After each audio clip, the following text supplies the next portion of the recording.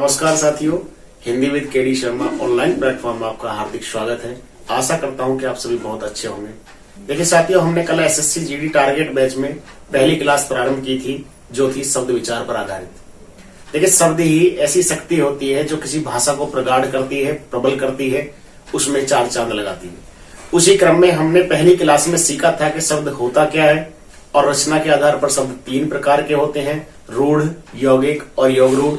उत्पत्ति के आधार पर 5 होते हैं, तत्सम, तद्भव, देशज, विदेशज और संकर शब्द। इस प्रकार से हमने पहली क्लास में इतना पढ़ा। आज उसी क्रम में हमारी दूसरी क्लास प्रारंभ होने जा रही है। आइए चलिए बिना विलंब के आज का सेशन प्रारंभ करते हैं। तो आज का हमारा है शब्द विचार भाग 2। आज का प्रकरण हमारा क्या है? शब्द विचार भाग 2। देखिए, शब्द विचार भाग 2 में शब्द विचार भाग 2, इस शब्द विचार भाग 2 में आज हम उससे कल की क्लास से आगे की वार्ता प्रारंभ करने जा रहे हैं। देखिए, आज हम सीखेंगे अर्थ के आधार पर शब्दों के भेद। अर्थ के आधार पर सबसे पहला हम जानते हैं होता है पर्यायवाची। क्या होता है? पर्यायवाची। इस पर्यायवाची का ही दूसरा नाम होता है समानार्थी शब्द। समानार्थी शब्द। देखिए, सबसे पहले इसको जानते हैं होता क्या है। पर्यायवाची या समानार्थी शब्द वे होते हैं जिनका अर्थ एक दूसरे के समान हो, अर्थात एक दूसरे के स्थान पर एक दूसरे को प्रयोग किया जा सकता हो। पर्याय एक दूसरे का पर्याय अर्थ में पर्याय हो, अर्थात समान अर्थ में हो, उसे हम क्या कहते हैं? पर्यायवाची। जैसे आग, अग्नि, ज्वाला, पावक, अनल, दहन, ये सब किसके पर्यायवाची हैं? आग के हैं। अर्थात सभी का अर्थ क्या है? आग से संबंध रखता है। ऐसे कि अगर कहा जाए जल, नीर, पानी, तोय, वारी, ये सब किसके हैं? जल के हैं, अर्थात पानी के हैं।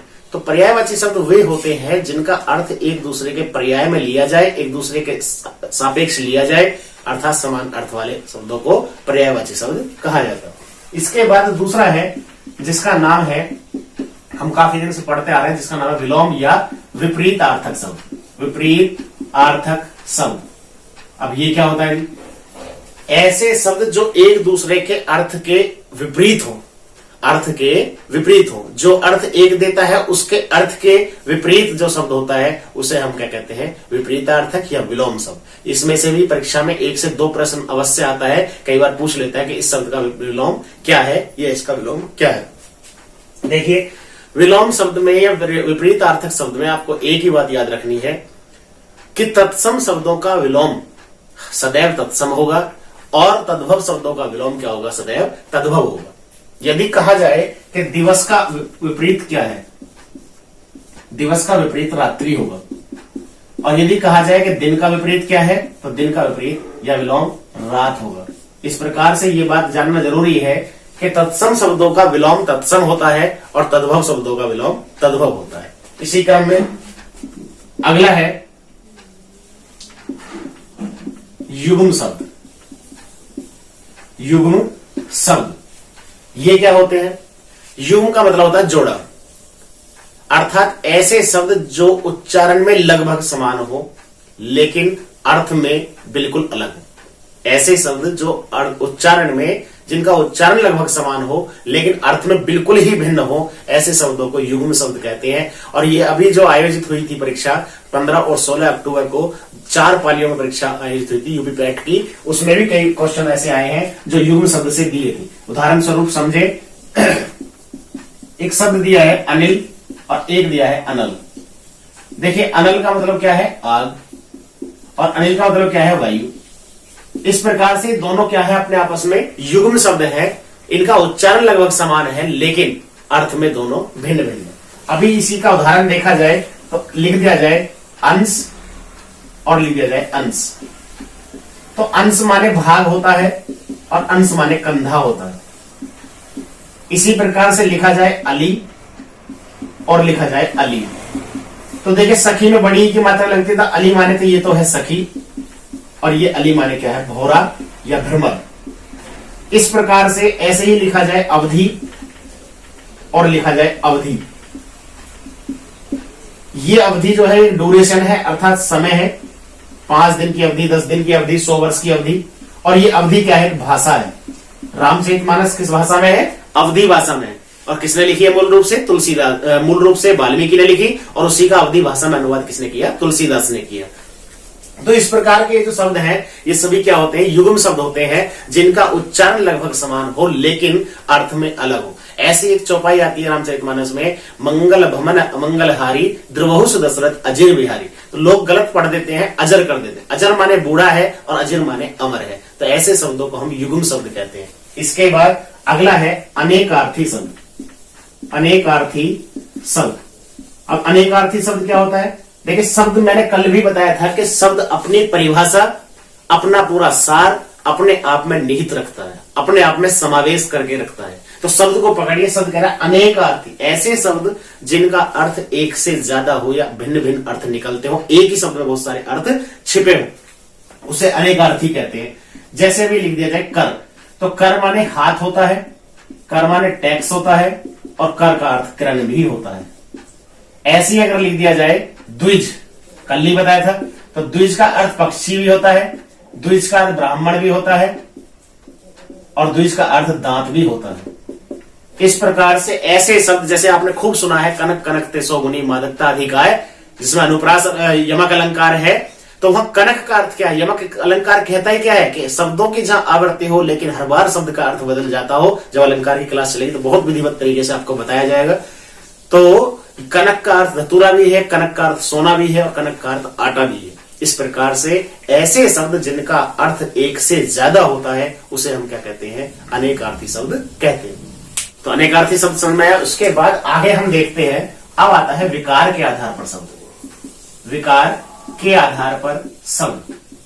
अब देखिए, विकार के आधार पर शब्दों के केवल दो भेद होते हैं, एक होता है विकारी और एक होता है अविकारी।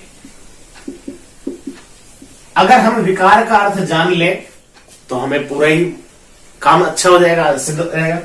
विकार का मतलब होता है परिवर्तन, और अ का अर्थ होता है नहीं, और विकार का मतलब परिवर्तन। तो विकार के आधार पर, परिवर्तन के आधार पर शब्द दो प्रकार के होते हैं, विकारी और एक अविकारी। देखिए साथी, कल आपको एक बात बताई थी कि किसी भी शब्द का निर्माण या कोई भी शब्द जो निर्भर करता है वो चार बातों पर करता है। किस पे? उपसर्ग, प्रत्यय, संधि, समास। और किसी भी शब्द में जो परिवर्तन या विकार होता है, विकार उत्पन्न होता है, वो भी चार से होता है, लिंग, वचन, काल, कारक।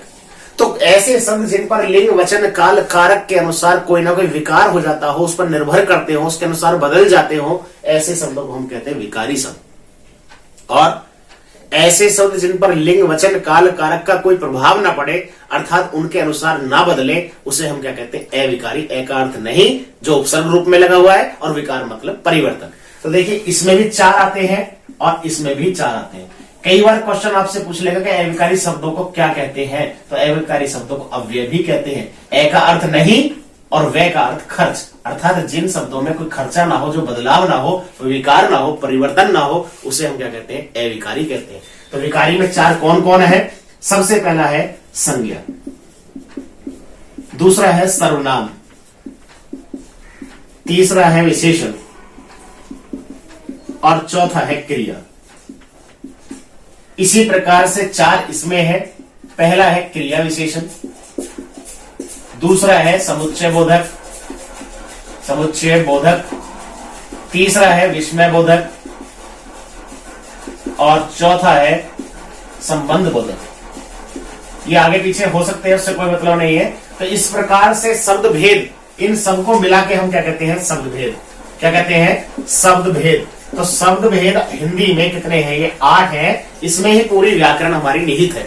तो चार विकारी, संज्ञा, सर्वनाम, विशेषण, क्रिया, इन चारों पर कहीं ना कहीं लिंग का, वचन का, काल का, कारक का कोई ना कोई प्रभाव अवश्य पड़ेगा। इसलिए क्या है? विकारी। एक उदाहरण देखते हैं।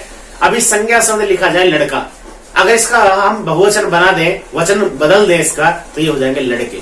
इसी प्रकार से ये सभी क्या है? विकारी है, जिनमें कोई ना कोई परिवर्तन होता है। तो इस प्रकार से साथियों, ये हमने दो भाग में बहुत छोटी छोटी वीडियो कवर करके अपने शब्द विचार को क्लियर किया है।